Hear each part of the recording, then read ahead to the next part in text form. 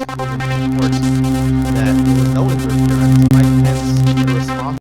Members of the Knesset started tearing Kriyah, which is basically to rend their garments, which is a Jewish act of mourning over the proposed judicial reform.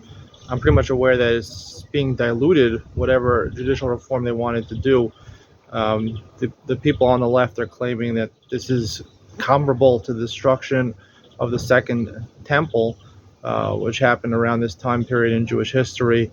Obviously, this is going a little too far. What's ironic about this thing is the leftists are pretty much secular, who don't observe most of the Torah, don't observe the 3 weeks, the period of mourning for the destruction of the temple, and now, for political purposes, they're usurping Jewish normative halacha in order to prove their point. Kind of sad.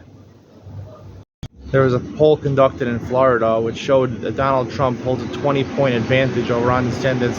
Even in the state of Florida, the home state of Florida, Ron DeSantis is a really popular governor. I think what this tells you not only is that Trump is way ahead of DeSantis and it's probably a lock for the nomination in 2024. It's the fact that I think Ron DeSantis, when he got on the national stage and people saw who he wasn't the dominant political figure like Donald Trump. People compare everyone to Donald Trump. Donald Trump has rallies, has massive followings. He's entertaining. He's dominant. Ron DeSantis is not that way. He has good public relations, but running mass rallies, he's just not as strong and powerful. And I think that's becoming evident as the presidential race begins. Vladimir Guerrero Jr. won the home run derby contest at the All-Star game yesterday, which is pretty significant because his father also won in 2007. It's the first time a father-son duo won the home run derby competition. I think it's pretty noteworthy because usually when you have father-son combinations, either the father is okay and the son is really good, like Klay Thompson, or the father is really good and the son is not as good, like maybe LeBron James and his son. Yet to be seen. But here, both of them are legitimate stars. Vladimir Guerrero Sr.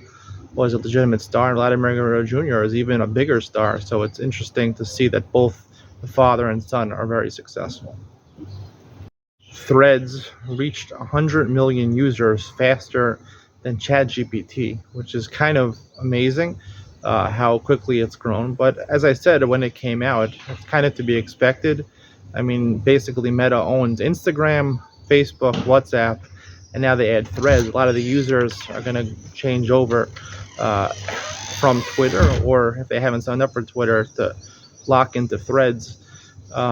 This is, I believe, is a legitimate concern to Elon Musk's Twitter. And I think a lot of people are specifically going on to Threads in protest against Elon Musk's Twitter. People feel Elon Musk is too free with speech. Things shouldn't be allowed to be said.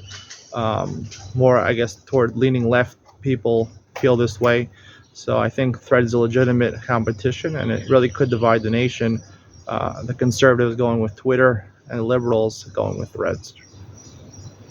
There's a fascinating story that a restaurant, or actually a couple restaurants in China, have eating competitions. There was one restaurant documented that had a contest of eat 108 dumplings. I love dumplings, they're pretty good. You get free food, a free meal, and some other prizes. It's kind of crazy to do that for a free meal. I guess eating 188 dumplings is a free meal. It's a lot of free meals. But Xi Jinping, the head of China, came out very against what these restaurants are doing. He said they have to stop. They're wasting food. Now, I don't know if there's a shortage of food in China. At least one time there was. But definitely there's a difference between China and the United States, where they have Nathan's eating hot dog contests every year, where it's kind of glorified, in China, where they decry such behavior.